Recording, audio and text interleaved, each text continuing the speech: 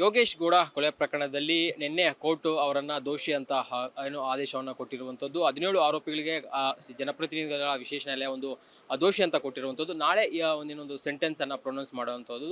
So ಈ ಬಗ್ಗೆ ಮಾತನಾಡೋಕ್ಕೆ ನಮ್ಮ ಜೊತೆಗೆ ವಕೀಲರಾದಂಥ ರವೀಂದ್ರ ಅವರು ಇದ್ದಾರೆ. ಅವ್ರನ್ನ ಮಾತಾಡಿಸ್ತೀನಿ. ಸರ್, ಈಗ ಯೋಗೇಶ್ ಗೌಡ ಅವರ ಕೊಲೆ ಪ್ರಕರಣ ನೀವು ಸಹ ನೋಡ್ತಾ ಇರ್ತೀರಾ. ಸೊ ಈ ಒಂದು ಪ್ರಕರಣದಲ್ಲಿ ನಿನ್ನೆ ದೋಷಿ ಅಂತ ಕೊಟ್ಟಿರುವಂಥದ್ದು, ಇದ್ರ ಬಗ್ಗೆ ಮೊದಲ ಪ್ರತಿಕ್ರಿಯೆ ಏನು? ಈ ಒಂದು ಪ್ರಕರಣದಲ್ಲಿ ನಾನು ಪರಿಶೀಲನೆ ಮಾಡಿ ಅದರ ಹಿನ್ನೆಲೆಯನ್ನು ಶೋಧಿಸಿ ನೋಡಿದೆ.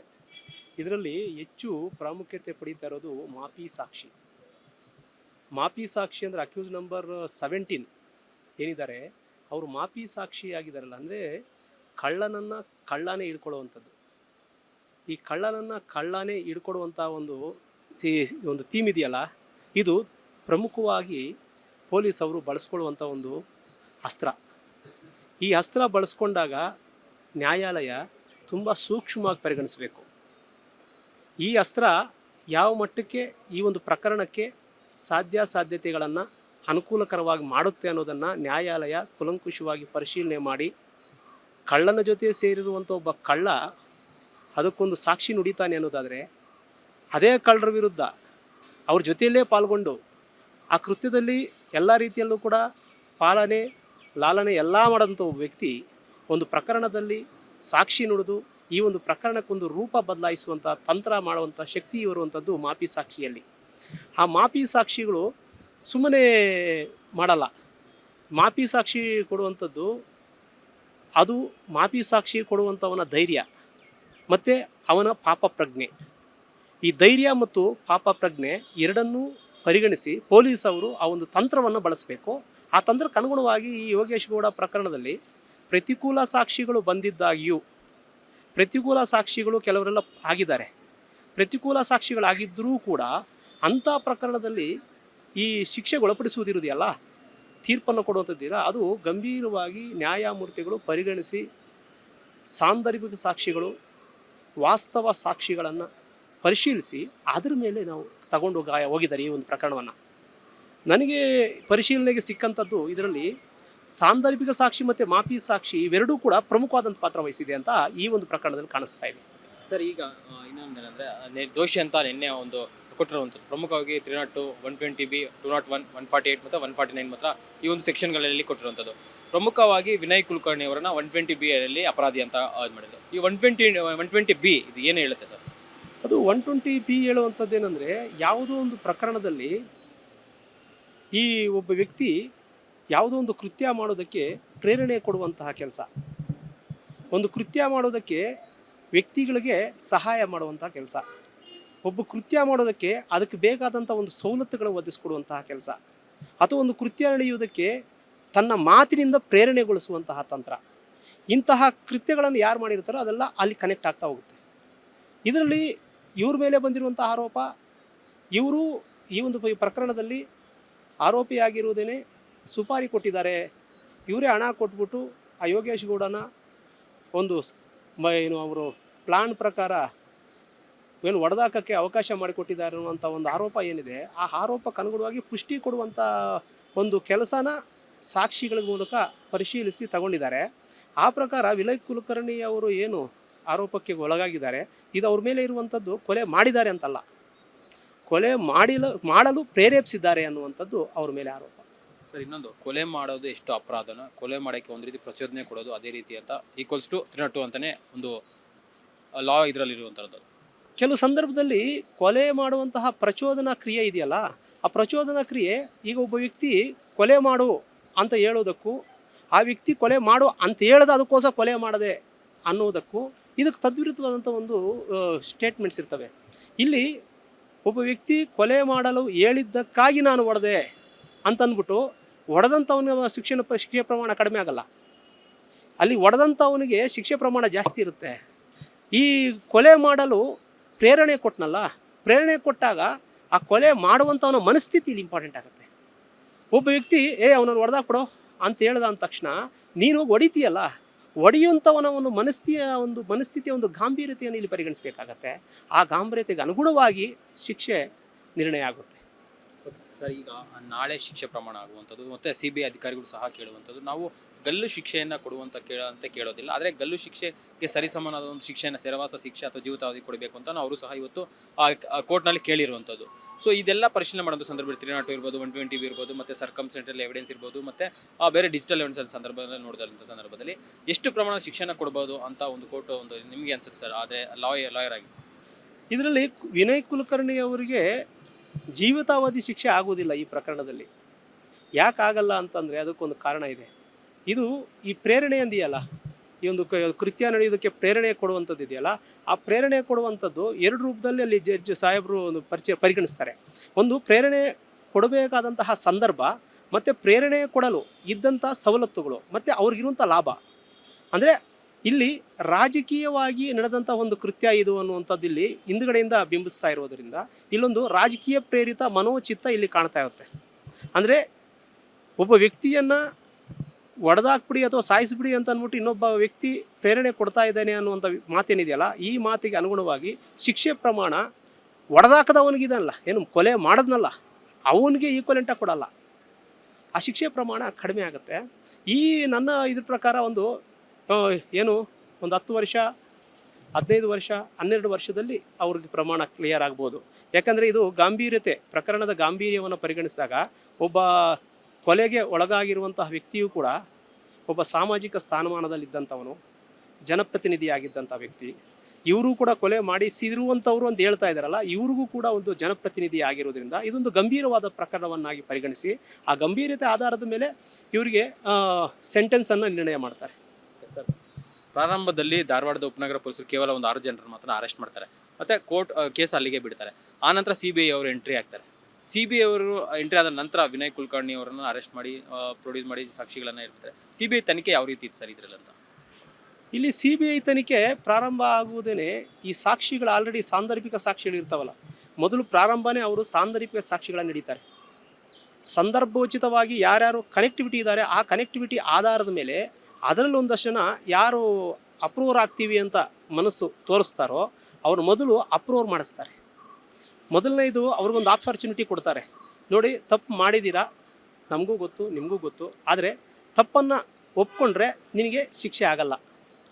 ನೀನು ತಪ್ಪನ್ನು ಒಪ್ಕೊಂಡ್ರೆ ನ್ಯಾಯಾಲಯದ ಮುಂದೆ ನೀನು ಅಪ್ರೂವರ್ ಆಗಿಬಿಟ್ರೆ ನಿನ್ನ ಒಂದು ಶಿಕ್ಷೆ ಪ್ರಮಾಣ ಕಡಿಮೆ ಆಗುತ್ತೆ ಅಥವಾ ಶಿಕ್ಷೆನೇ ಇಲ್ದಂಗೂ ಮಾಡ್ತೀವಿ ಅನ್ನುವಂಥ ಒಂದು ಆಸೆಯನ್ನು ಹುಟ್ಟಿಸ್ತಾರೆ ಆರೋಪಿಗಳಿಗೆ. ಆ ಆರೋಪಿಗಳಿಗೆ ಆಸೆ ಹುಟ್ಟಿಸಿದಾಗ ಆ ಆರೋಪಿಗಳು ನಾಳೆ ಇದರಿಂದ ತಪ್ಪಿಸ್ಕೋಬಹುದು ಅನ್ನೋಂಥ ಮನೋಚಿತ್ತ ಒಂದು ರೀತಿ ಇರುತ್ತೆ. ಇನ್ನೊಂದು, ಅಯ್ಯೋ ತಪ್ಪು ಮಾಡಿಬಿಟ್ನಲ್ಲ ಅನ್ನುವಂಥ ಪಾಪ ಪ್ರಜ್ಞೆ ಒಂದಿರುತ್ತೆ. ಇನ್ನೊಂದು, ಅವರ ಕೌಟುಂಬಿಕ ಹಿನ್ನೆಲೆಯೂ ಇರುತ್ತೆ. ಈ 2-3 ಅಂಶಗಳನ್ನು ಪರಿಗಣಿಸಿ ಕೆಲವು ಆರೋಪಿಗಳೇನು ಮಾಡ್ತಾರೆ, ಅಪ್ರೂವರ್ ಆಗೋಕ್ಕೆ ರೆಡಿ ಆಗಿಬಿಡ್ತಾರೆ. ಅಪ್ರೂವರ್ ಆಗೋಕ್ಕೆ ರೆಡಿ ಆಗುವಾಗ ಅವರು ಒಂದು ಚಂದ್ರಶೇಖರ್ ಅವರು ಇನ್ನು ಸೋಮಶೇಖರ್ ಈಗ 17 ಒಂದು ಮಾತು ಹೇಳ್ತಿದ್ರು.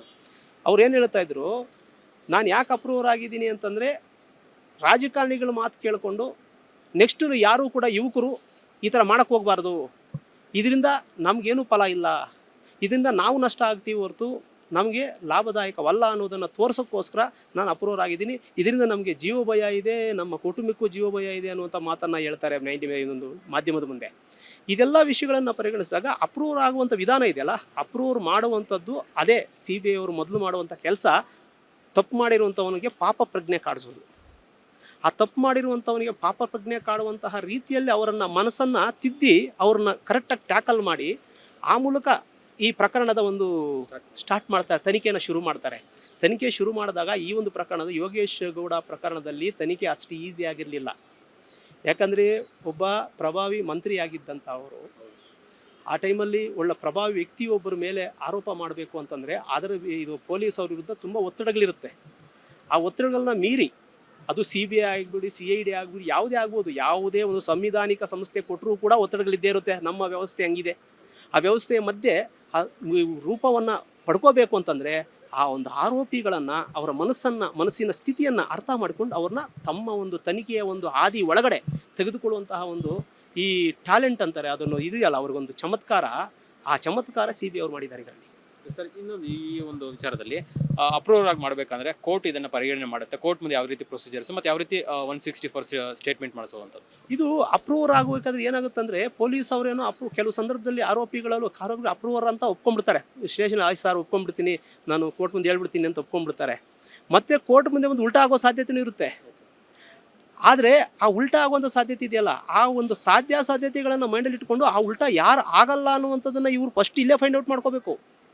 ಅವ್ರ ತನಿಖೆ ಹಂತದಲ್ಲೇ ಅದು ಉಲ್ಟಾ ಆಗಲ್ವಾ ಇವನು ಅನ್ನೋದನ್ನು ಫಸ್ಟ್ ಪರಿಶೀಲನೆ ಮಾಡಿಕೊಂಡು ನಂತರ ಇವನನ್ನು ಕೋರ್ಟ್ವರೆಗೂ ಪ್ರೆಸೆಂಟ್ ಮಾಡಬೇಕು.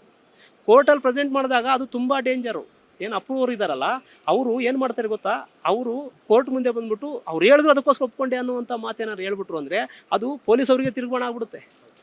ಹಾಗಾಗಿ ಅದನ್ನು ಕೂಡ ಪರಿಶೀಲನೆ ಮಾಡಿಕೊಂಡು ಅಲ್ಲಿ ವಿಡಿಯೋ ಮಾಡಿಕೊಂಡು, ಈಗ ಪೊಲೀಸ್ ಸ್ಟೇಷನಲ್ಲಿ ಏನು ತನಿಖೆ ಮಾಡುವಾಗ ಅವರೇನು ಹೇಳಿಕೆಗಳು ಕೊಡ್ತಾರೋ ಆ ಹೇಳಿಕೆ ಪ್ರತಿಯೊಂದು ವಿಡಿಯೋ ಮಾಡಿ ರಕ್ಷಣಾತ್ಮಕವಾಗಿ ಅವ್ರು ಏನೇನು ಹೇಳ್ತಾರೆ ಎಲ್ಲವನ್ನು ರೆಕಾರ್ಡ್ ಮಾಡಿಕೊಂಡು ಅದನ್ನು ನ್ಯಾಯಾಲಯದ ಮುಂದೆ ಏನು ಹಾಜರುಪಡಿಸಿ ಆ ಒಂದು ಹೇಳಿಕೆ ಏನು ಕೊಟ್ಟಿರ್ತಾರೆ ರೆಕಾರ್ಡು, ಆ ರೆಕಾರ್ಡ್ಗೆ ಅನುಗುಣವಾಗಿ ಇವ್ರು ಏನು ಹೇಳಿಕೆ ಕೊಡ್ತಾರೆ ಅದನ್ನು ಕೂಡ ರೆಕಾರ್ಡ್ ಮಾಡಿಕೊಂಡು ನ್ಯಾಯಾಲಯದ ಮುಂದೆ ನನ್ನ ತಪ್ಪಿಗೆ ಶರಣಾಗ್ತಾ ಇದ್ದೀನಿ, ನಾನು ತಪ್ಪಾಗಿದೆ, ನಾನು ಈ ಒಂದು ಪ್ರಕರಣದಲ್ಲಿ ಭಾಗಿಯಾಗಿದ್ದು ತಪ್ಪು ಮಾಡಿದೆ, ನಾನು ಹೌದು ಕೊಲೆ ಆಗಿರೋದು ನಿಜ, ಆದರೆ ನಾನು ಕೂಡ ಇದ್ದೆ, ಆದರೆ ನನಗೆ ತಪ್ಪು ಏನು ಪಾಪ ಪ್ರಜ್ಞೆ ಕಾಡ್ತಾ ಇದೆ, ನಾನು ತಪ್ಪೊಪ್ಕೊಳ್ತಾ ಇದ್ದೀನಿ, ಯಾರ್ಯಾರು ಭಾಗಿಯಾಗಿರು ಅಂತ ಎಲ್ಲ ತಿಳಿಸ್ಕೊಡ್ತೀನಿ ಅಂತ ಅಂದ್ಬಿಟ್ಟು ಆ ಮೂಲಕ ಸಾಯವ್ರಿಗೆ ಹೇಳಿದೆ. ಯಾಕೆ ಸಾಯವ್ರು ಒಪ್ಕೋಬೇಕಿದ್ದಾನ, ಯಾಕೆ ನೀನು ತಪ್ಪು ಮಾಡಿಲ್ವಾ, ನಿನ್ನನ್ನು ಶಿಕ್ಷೆ ಒಳಪಡಿಸ್ಬೇಕಲ್ಲ, ಯಾಕೆ ನಿನಗೆ ಶಿಕ್ಷೆ ಕೊಡಬಾರ್ದು ಅನ್ನೋವಂಥ ಪಾಯಿಂಟ್ ಮಾಡ್ಬೋದು.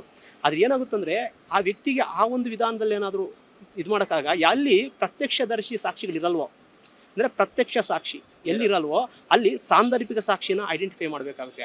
ಸಾಂದರ್ಭಿಕ ಸಾಕ್ಷಿನೂ ಕೂಡ ಕಷ್ಟ ಇದೆ ಅಂತ ಅನ್ನೋ ಸಂದರ್ಭದಲ್ಲಿ ಅಪ್ರೂವರ್ ಸಾಕ್ಷಿನ ತಗೋಬೇಕಾಗುತ್ತೆ, ಮಾಪಿ ಸಾಕ್ಷಿ ಯಾವುದಾದ್ರೂ ತಗೋಬೇಕಾಗುತ್ತೆ. ಈ 3 ವಿಧಾನಗಳಲ್ಲೂ ಕೂಡ ಈ ಸಾಕ್ಷ್ಯವನ್ನು ಕಲೆಕ್ಟ್ ಮಾಡ್ಕೋಬೇಕಾಗುತ್ತೆ ತನಿಖಾಧಿಕಾರಿ. ಇದರಲ್ಲಿ ಯೋಗೇಶ್ ಗೌಡ ಪ್ರಕರಣದಲ್ಲಿ ಇಷ್ಟು ವರ್ಷ ಯಾಕಾಯಿತು, ಇದರಲ್ಲಿ ಇಷ್ಟು ಪ್ರಕರಣ, ಈ ಒಂದು ಪ್ರಕರಣದಲ್ಲಿ ನೇರ ಸಾಕ್ಷಿಗಳು ಅಂತ ಯಾರು ಇದ್ದಿಲ್ಲ ಸರ್? ಈ ಪ್ರಕರಣದಲ್ಲಿ ನೇರ ಸಾಕ್ಷಿ ಅಂತ ಹೇಳ್ಬಿಟ್ಟು ಯಾರೂ ಬರಲೇ ಇಲ್ಲ. ನಾನು ನೋಡಿದೆ, ಹೌದು ಕೊಲೆ ಮಾಡಿದ ನಿಜ, ಅವ್ರು ಹೊಡಿತಾ ಇದ್ರು ಅಂತ ಹೇಳೋಕೆ ಯಾರೂ ಬರಲಿಲ್ಲ.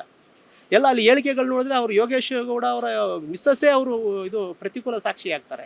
ಅವರೇ ಬಂದ್ಬಿಟ್ಟು ನನಗೂ ಈಗ ಗಂಡನ ಕೊಲೆ ಆಗಿದೆ ಸಂಬಂಧ ಇಲ್ಲ ಅಂತೇನೋ ಒಂದು ಅಪ್ಲಿಕೇಶನ್ ಹಾಕಿ ಒಂದು ಪ್ರತಿಕೂಲ ಸಾಕ್ಷಿ ಹೇಳ್ತಾರೆ. ಅಂದರೆ ಇವೆಲ್ಲ ಪರಿಗಣಿಸಿದಾಗ ಇದು ವಿನಯ್ ಕುಲಕರ್ಣಿ ಅವ್ರ ಮೇಲೆ ಅಷ್ಟು ಈಸಿಯಾಗಿ ತಗೊಂಡು ಹೋಗೋಕ್ಕೆ ಸಾಧ್ಯ ಆಗ್ತಿರ್ಲಿಲ್ಲ. ಆದರೆ ಇದರಲ್ಲಿ ಈ ಪ್ರತಿಕೂಲ ಸಾಕ್ಷಿ ಆಗಿರೋ ಕಾರಣದಿಂದಾಗಿ ಪ್ರತಿಕೂಲ ಸಾಕ್ಷಿಗಳು ತುಂಬ ಡೇಂಜರು. ಈ ಒಂದು ಯಾವುದೇ ಒಂದು ಕ್ರಿಮಿನಲ್ ಪ್ರಕರಣದಲ್ಲಿ ಪ್ರತಿಕೂಲ ಸಾಕ್ಷಿಗಳು ಯಾರು ಬಂದ್ಬಿಟ್ರೆ ಅಲ್ಲಿ ಪ್ರಾಸಿಕ್ಯೂಷನ್ ಅವ್ರ ಕೆಲಸ ಶುರು ಹಚ್ಕೊಂಡ್ಬಿಡುತ್ತೆ. ಅಲ್ಲಿ ಇದು ಪಿ ಅವರು ಸ್ಪೆಷಲ್ ಪಿ ಅವರು ತುಂಬ ಆ್ಯಕ್ಟಿವ್ ಆಗಬೇಕು. ಅಲ್ಲಿ ಸ್ಪೆಷಲ್ ಪಿ ಅವರು ಕ್ರಾಸ್ ಎಕ್ಸಾಮಿನೇಷನ್ ಮಾಡಬೇಕು ಅವ್ರನ್ನ. ಅವ್ನು ಕ್ರಾಸ್ ಎಕ್ಸಾಮಿನೇಷನ್ ಅದರಲ್ಲಿ ಯಾಕೆ ಇವ್ರು ಸುಳ್ಳು ಹೇಳ್ತಾ ಇದ್ದಾರೆ ಅನ್ನೋದನ್ನು ಪರಿಶೀಲಿಸಬೇಕಾಗುತ್ತೆ. ಇಂಥ ಈ ಒಂದು ಗಂಭೀರವಾದ ಪ್ರಕರಣದಲ್ಲಿ ಪ್ರತಿಕೂಲ ಸಾಕ್ಷಿಗಳು ಬರೋದು ಸಹಜ. ಅವ್ರಿಗೆ ಯಾರು ತನಿಖೆ ಮಾಡ್ತಾರೋ ತನಿಖಾಧಿಕಾರಿಗೆ ಮೊದಲೇ ಗೊತ್ತಿರುತ್ತೆ ಇಂಥ ಪ್ರತಿಕೂಲ ಸಾಕ್ಷಿಗಳು ಬರ್ತವೆ ಅಂತ. ಯಾಕಂದರೆ ಇಂಥ ಪ್ರಭಾವಿ ವ್ಯಕ್ತಿಗಳ ವಿರುದ್ಧ ಮಾಡಬೇಕು ಸಂದರ್ಭದಲ್ಲಿ ಇಂಥ ಪ್ರತಿಕೂಲ ಸಾಕ್ಷಿಗಳು ಬರೋದು ಸಾಮಾನ್ಯ. ಅದಕ್ಕೋಸ್ಕರನೇ ಅವರು ಕೂಡ ಟ್ಯಾಲೆಂಟ್ ಬಳಸಿ ಏನು ಮಾಡ್ತಾರೆ, ಅಪ್ರೂವರ್ ಸಾಕ್ಷಿಗಳನ್ನು ರೆಡಿ ಮಾಡ್ಕೊಳ್ತಾರೆ. ಅಪ್ರೂವರ್ ಸಾಕ್ಷಿಗಳನ್ನು ರೆಡಿ ಮಾಡ್ಕೊಂಡಾಗ ಏನಾಗುತ್ತೆ, ಅವ್ರಿಗೆ ಶಿಕ್ಷೆ ಆಗೋದಿಲ್ಲ, ಸಾಕ್ಷಿ ಆಗ್ತಾರೆ. ಅವರು ಆರೋಪಿಯಾಗಿ ಉಳಿಯೋದಿಲ್ಲ, ಅವರು ಸಾಕ್ಷಿಯಾಗಿ ಉಳ್ಕೊಂಡ್ಬಿಡ್ತಾರೆ. ಆಗ ಅವ್ರ ಮೂಲಕ ಈ ಒಂದು ಪ್ರಕರಣ ಭೇದಿಸುವುದಕ್ಕೆ ಅವಕಾಶ ಆಗುತ್ತೆ. ಆ ಭೇದಿಸುವುದಕ್ಕೆ ಅವಕಾಶ ಮಾಡಿಕೊಟ್ಟ ಕಾರಣದಿಂದಾಗಿ ಅವ್ರನ್ನ ಬಿಡುಗಡೆ ಮಾಡ್ತಾರೆ. ಸರ್, ಇದು ಈ ರೀತಿ ಪ್ರತಿಕೂಲ ಸಾಕ್ಷಿ ಅಂತ ಏನು ಬಂದ ಮೇಲೆ CBI ಅವರು ಈ ಕೇಸ್ ನಡೆಸೋಕೆ ಎಷ್ಟು ಚಾಲೆಂಜಿಂಗ್ ಆಗಿತ್ತು ಸರ್? ಪ್ರತಿಕೂಲ ಸಾಕ್ಷಿ CBI ಅವರು ಈಗೇನು ಯಾವಾಗ ಪ್ರತಿಕೂಲ ಸಾಕ್ಷಿ ಬರುತ್ತೋ ಆವಾಗ ಪ್ರಾಸಿಕ್ಯೂಷನ್ ಅವರು ಪ್ರಶ್ನೆ ಕೇಳುವಂಥ ವಿಧಾನ ಚೇಂಜ್ ಮಾಡಬೇಕಾಗುತ್ತೆ. ಕ್ರಾಸ್ ಎಕ್ಸಾಮಿನೇಷನ್ ಮಾಡ್ತಾರೆ ಯಾರು, ಪ್ರಾಸಿಕ್ಯೂಟ್ರು. ಆ ಪ್ರತಿಕೂಲ ಸಾಕ್ಷಿಗೆ ಕ್ರಾಸ್ ಎಕ್ಸಾಮಿನೇಷನ್ ಮಾಡಿದಾಗ ಅವರು ಅಷ್ಟೀಜೆ ಸತ್ಯ ಹೇಳಲ್ಲ, ಎಲ್ಲ ಸುಳ್ಳುಗಳನ್ನು ಹೇಳಿರ್ತಾರೆ. ಮತ್ತು ಎಲ್ಲಿ ಉಲ್ಟಾ ಹೊಡೆದಿರ್ತಾರೋ ಅದೇ ಉಲ್ಟಾ ಪ್ರಶ್ನೆನೇ ಇವ್ರಿಗೂ ಉತ್ತರ ಕೊಡ್ತಾರಲ್ಲಿ ಪ್ರಾಸಿಕ್ಯೂಷನಲ್ಲಿ. ಆ ಸಂದರ್ಭದಲ್ಲಿ ಏನು ಮಾಡಬೇಕು, ಆರೋಪಿಗಳಲ್ಲೇ ಒಳ್ಳೆ ಉತ್ತಮ ಮನಸ್ಥಿತಿರುವಂಥ ಆರೋಪಿ ಯಾರು ಅನ್ನೋದನ್ನು ತಗೋಬೇಕಾಗತ್ತೆ. ಆ ಆರೋಪಿಗಳು ಯಾರಿದ್ದಾರೆ, ಎಷ್ಟು ಜನ ಇದ್ದಾರೆ, ಅಷ್ಟು ಜನರಲ್ಲಿ ಅವರ ಹಿನ್ನೆಲೆ ಏನು, ಅವರ ಒಂದು ಈ ಪಾತ್ರ ಏನು. ಆ ಪಾತ್ರ ಯಾರೋ ಆಟೋ ಡ್ರೈವರ್ ಇರ್ತಾನೆ, ಯಾರೋ ಒಬ್ಬ ಟ್ರೈಲರ್ ಇರ್ತಾನೆ, ಯಾರೋ ಒಬ್ಬ ಅಂದರೆ ಒಂದೊಂದು ಕೃತ್ಯಕ್ಕೆ ಒಬ್ಬೊಬ್ಬರು ಒಂದೊಂದು ಥರ ಸಹಾಯ ಮಾಡಿರ್ತಾರೆ. ಆ ಸಹಾಯಕ್ಕೆ ಅನುಗುಣವಾಗಿ ಆ ಸಹಾಯ ಯಾರೋ ಒಬ್ಬ ಈ ಒಂದು ಕೃತ್ಯಕ್ಕೆ ಏನೊಂದು ಮೆಟೀರಿಯಲನ್ನು ಯಾವುದೋ ಚಾಕು ಕೊಟ್ಟಿರ್ತಾನೆ, ಚಾಕು ಕೊಟ್ಟಿದ್ದಾನೆ ಅಷ್ಟೇ, ಅವನು ಕೊಲೆ ಮಾಡಿಲ್ಲ. ಚಾಕು ಕೊಡಬೇಕಾದ್ರೆ ಈಸ್ಕೋಬೇಕಾದ್ರೆ ಅವನು ಏನು ಮಾಡಿದ್ದಾನೆ, ಇಂಥವ್ರು ಕೊಲೆ ಮಾಡಬೇಕು ಅಂತ ತಗೊಂಡಿಲ್ಲ, ಅವನು ತಗೊಂಡು ಹೋಗಿದ್ದಾನೆ ಅನ್ನೋ ಕಾನ್ಸೆಪ್ಟ್ ಇರುತ್ತೆ ಅಂದ ಪರಿಕಲ್ಪನೆಯಲ್ಲಿದ್ದ ಸಂದರ್ಭದಲ್ಲಿ ಆ ಚಾಕು ಕೊಟ್ಟವನಲ್ಲ ಅವನ್ನ ಅಪ್ರೂವರ್ ತಗೊಂಡ್ಬಿಡ್ತಾರೆ. ಚಾಕು ಕೊಟ್ಟವನು ಅಪ್ರೂವರ್ ತಗೊಂಡು ಆ ಚಾಕು ಯಾಕೆ ಕೊಟ್ಟೆ, ಏತಕ್ಕೆ ಕೊಟ್ಟೆ, ಏನು ಕೊಟ್ಟಾಗ ಅವನು ಹಿನ್ನೆಲೆಯನ್ನು ಹೇಳ್ತಾ ಹೋಗ್ತಾನೆ. ಆ ಹಿನ್ನೆಲೆ ಮೂಲಕ CBI ಅವರು ಈ ಒಂದು ಪ್ರಕರಣ ಬೇಯಿಸ್ತಾ ಹೋಗ್ತಾರೆ. ಯಾಕೆ ಇಷ್ಟು ದಿನ ಡಿಲೇ ಆಗಿದೆ, 10 ವರ್ಷ ಆಯಿತು ಈ ಒಂದು ಪ್ರಕರಣ, ಕ್ರಿಮಿನಲ್ ಪ್ರಕರಣ ಇಷ್ಟು ವರ್ಷ ಆಗಬಾರ್ದು ಇಂಥ ಗಂಭೀರವಾದ ಪ್ರಕರಣ. ನಾವು ಅಬ್ಸರ್ವ್ ಮಾಡ್ತಾ ಇದ್ದೀವಿ, ಯಾಕಂದರೆ ಇಷ್ಟೊಂದು CBI ಪ್ರಕರಣದಲ್ಲಿ ಇಷ್ಟು ಒಂದು ರಾಜ್ಯದಲ್ಲಿ ಇದೇ ಒಂದು ಸತಿ ದೀರ್ಘವಾಗಿ ನಡೆದಂಥ ಒಂದು ಪ್ರಕರಣ ಏನಾದ್ರು, ಈ ಒಂದು ಪ್ರಕರಣ ನಾಳೆ ಜಡ್ಜ್ಮೆಂಟ್ ಒಂದು ಲ್ಯಾಂಡ್ ಮಾರ್ಕ್ ಜಡ್ಜ್ಮೆಂಟ್ ಆಗುತ್ತಾ ಅಂತ? ಸತ್ಯವಾಗಿ ಆಗುತ್ತೆ. ಯಾಕೆ ಲ್ಯಾಂಡ್ ಮಾರ್ಕ್ ಜಡ್ಜ್ಮೆಂಟ್ ಆಗುತ್ತೆ ಅನ್ನೋದಕ್ಕೆ ಕಾರಣ ಇದೆ. ಜನಪ್ರತಿನಿಧಿಗಳ ನ್ಯಾಯಾಲಯ ಇದೆಯಲ್ಲ, ವಿಶೇಷ ನ್ಯಾಯಾಲಯ, ಅದು ಕೊಡುವಂತಹ ತೀರ್ಪು ಯಾವತ್ತೇ ಆಗಲಿ ಕೂಡ ಲ್ಯಾಂಡ್ ಮಾರ್ಕ್ ಜಡ್ಜ್ಮೆಂಟ್ ಆಗಲೇಬೇಕು. ಯಾಕೆಂತಂದರೆ ಜನಪ್ರತಿನಿಧಿಯ ವಿರುದ್ಧ ಕೊಟ್ಟಿರುವಂಥ ತೀರ್ಪಾಗಿರುತ್ತೆ. ಆ ಜನಪ್ರತಿನಿಧಿ ಪ್ರಸ್ತುತ ಜನಪ್ರತಿನಿಧಿ ಆಗಿರ್ತಾನೆ, ಪ್ರಸ್ತುತ ಒಬ್ಬ ಸಿಟ್ಟಿಂಗ್ MLA ಆಗಿರ್ತಾನೆ ಅಂತ ಅನ್ಕೊಳ್ಳಿ. ಅಂದರೆ ಸಿಟ್ಟಿಂಗ್ MLA ಆಗಿದ್ದವನು ಕೂಡ ಅವ್ರನ್ನೂ ಕೂಡ ಜೈಲಿಗೆ ಒಳಪಡಿಸ್ಬೋದು. ಅಂದರೆ ನ್ಯಾಯಾಂಗದ ಮೇಲೆ ಇರುವಂಥ ನಂಬಿಕೆ ದೃಢಕಾಯವಾಗುತ್ತೆ. ಆ ದೃಢಕಾಯವಾಗಬೇಕು ಅಂದರೆ ಇಂಥ ಒಂದು ಪ್ರಕರಣಗಳಲ್ಲಿ ಶಿಕ್ಷೆ ಆಗಲೇಬೇಕಾಗತ್ತೆ. ಇಂಥ ಪ್ರಕರಣ ಯಾವ ಮಟ್ಟಕ್ಕೆ ಆಗುತ್ತೆ ಅಂದರೆ, ಈಗ ವಿನಯ್ ಕುಲಕರ್ಣಿ ಪ್ರಕರಣ ಇವತ್ತು ನಾಳೆ ಜನಪ್ರತಿನಿಧಿಗಳ ಮೇಲೆ ಇನ್ನೊಂದು ಯಾವುದೋ ಪ್ರಕರಣಗಳು ಬರ್ತಾವಲ್ಲ, ಅವಾಗ ಮಾಪಿ ಸಾಕ್ಷಿಗೆ ಹೆಚ್ಚು ಬೆಲೆ ಬರುತ್ತೆ. ಧೈರ್ಯ ಮಾಡಿ ಇನ್ನೊಂದು ಕೇಸಲ್ಲಿ ಧೈರ್ಯ ಮಾಡಿ ಹೊರಗೆ ಬರ್ತಾರೆ, ಮಾಪಿ ಸಾಕ್ಷಿಗೆ ರಕ್ಷಣೆ ಇದೆ, ಪೊಲೀಸ್ ರಕ್ಷಣೆ ಕೊಡ್ತಾರೆ ಅನ್ನುವಂತಹ ಧೈರ್ಯ ಈ ಒಂದು ಕೇಸ್ ಮೂಲಕ ಗೊತ್ತಾಗುತ್ತೆ ಮಾಪಿ ಸಾಕ್ಷಿಗಳಿಗೆ. ಆಗ ಬೇರೆ ಒಂದು ಜನಪ್ರತಿನಿಧಿಗಳ ನ್ಯಾಯಾಲಯದಲ್ಲಿ ಏನು ಬೇರೆ ಬೇರೆ ಕೇಸುಗಳಿದೆ, ಅಂಥ ಕೇಸುಗಳಲ್ಲಿ ಬೇರೆಯವರೆಲ್ಲ ತಪ್ಪುಗಳು ಒಪ್ಕೊಂಡು ನಾವು ತಪ್ಪಾಗಿದೆ, ನಾವು ಪಾಲ್ಗೊಂಡು ತಪ್ಪು ಮಾಡಿದ್ವಿ ಅಂತ ಅಂದ್ಬಿಟ್ಟು ಇದು ಮೊನ್ನೆ 11ನೇ ತಾರೀಕು ಇನ್ನೊಂದು ಪ್ರಕರಣದಲ್ಲಿ ಅದೇ ಥರ ಮಾಪಿ ಸಾಕ್ಷಿ ಹೇಳೋದು, ಅವ್ರ ಡ್ರೈವರ್ ಒಬ್ಬರು ಲೇಡಿ ಕೊಲೆ ಪ್ರಕರಣದಲ್ಲಿ ಅದರಲ್ಲಿ ಅದೇ ಥರ ಮಾಪಿ ಸಾಕ್ಷಿಯಾಗಿದ್ದಾರೆ.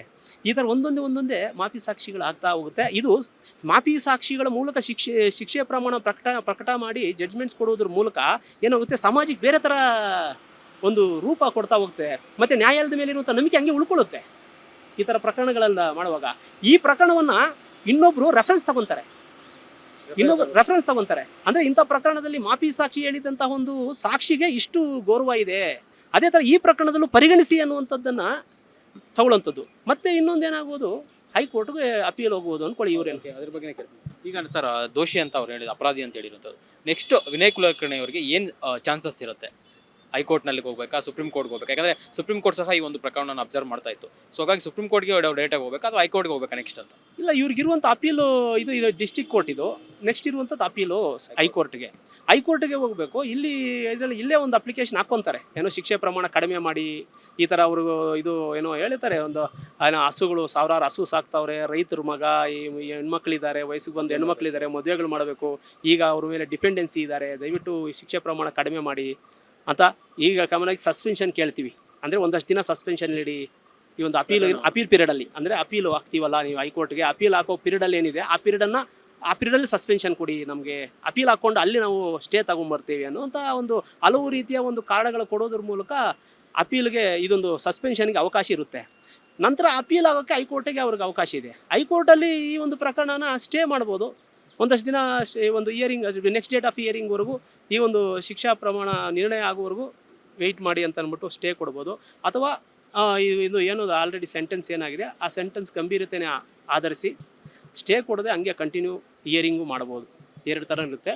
ಇದರಲ್ಲಿ ಎಲ್ಲರಿಗೂ ಒಂದೇ ಥರ ಆಗುತ್ತೆ ಅಂತ ಹೇಳೋಕ್ಕಾಗಲ್ಲ. ಯಾಕಂದರೆ ತುಂಬ ಜನ ಇರೋದ್ರಿಂದ ಅವರವರ ಪಾಲ್ಗೊಳ್ಳುವಿಕೆ ಅದ್ರಲ್ಲಿ ಪಾಲ್ಗೊಳ್ಳುವಿಕೆ ಇದೆ, ಪಾತ್ರ ಇದೆ.